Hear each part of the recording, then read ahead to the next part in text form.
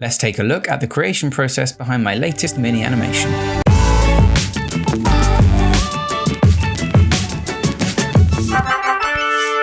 TipTut.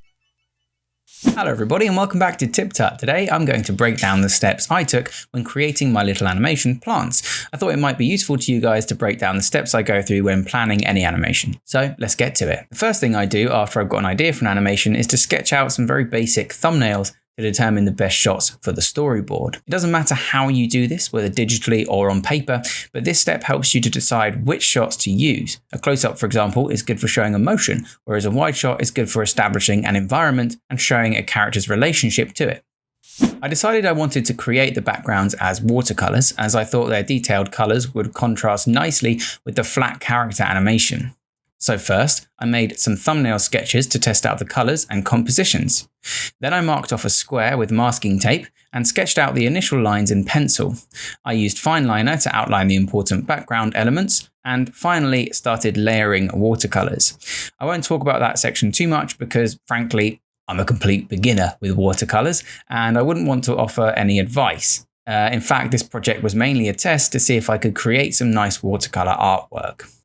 I took pictures of the backgrounds in some natural light and then just added them as background layers in Photoshop. Speaking of Photoshop, this is where I made the complete animation.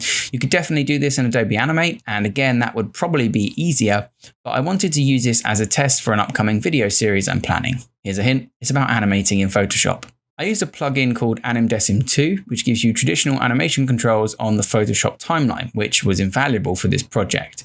I started off with a more detailed storyboard sketch before moving on to keyframing and roughs for each frame. I tried to get a natural, even rhythm so that I could easily write some music to time along with the animation later.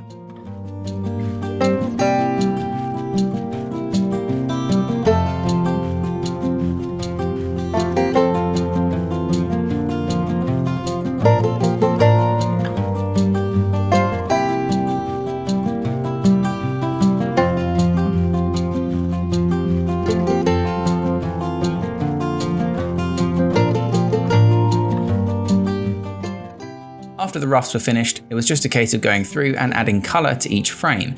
A simple process as the animation was basically finished with the roughs, and this was just to add colour.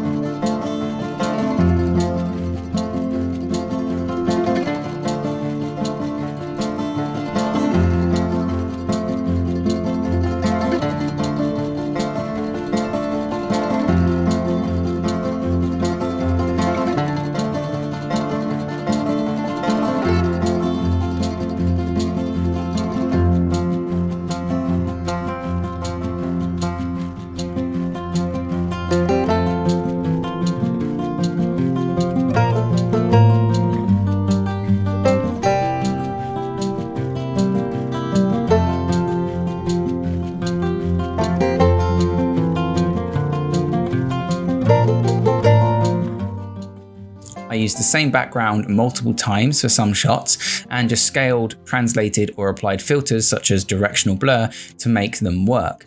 For some shots, however, like the outside shots, I decided to add a bit of extra character by drawing two separate backgrounds for the wide and super wide shots. Then it was time to add sound.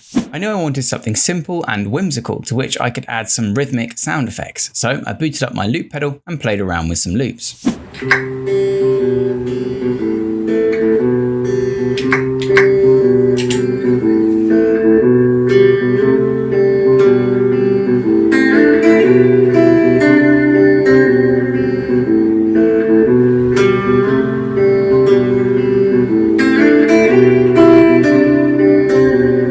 The end result is what you hear in the animation. The most important sound aspect was the sound effects. I sourced the ones I needed from freesound.org, which was simple enough, but an important thing to remember is that these are sound effects, not exact sounds. For example, the placing of the pot is actually someone opening and closing a cookie jar. I just preferred the way it sounded.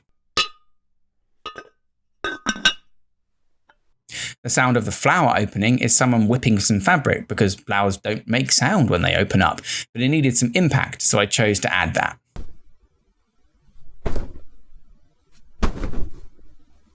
Until the gradually rising flower growth segment, and even to an extent after that, the sound effects were placed on the beat of the music. Even if this meant offsetting them slightly to the actual visuals, this gave a nice punchy and whimsical and looping feeling to the animation and helps the viewer stick to the rhythm. Most of the time they won't even notice that the sound effects are slightly out of time.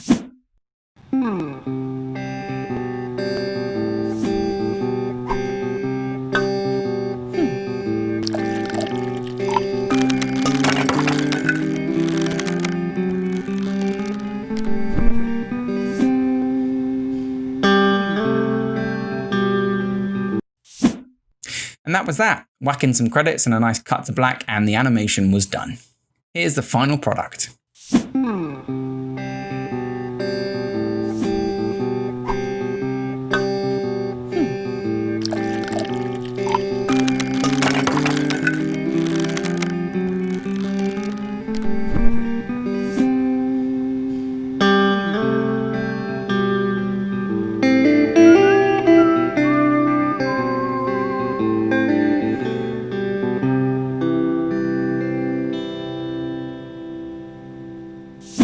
Well, that's that.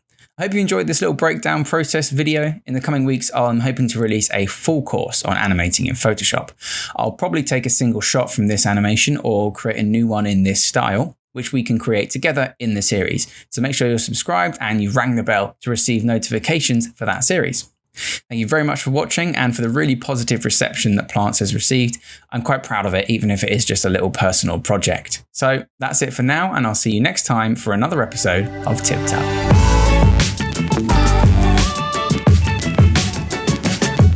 Remember to subscribe for more tips, tricks, and tutorials. Thanks for watching.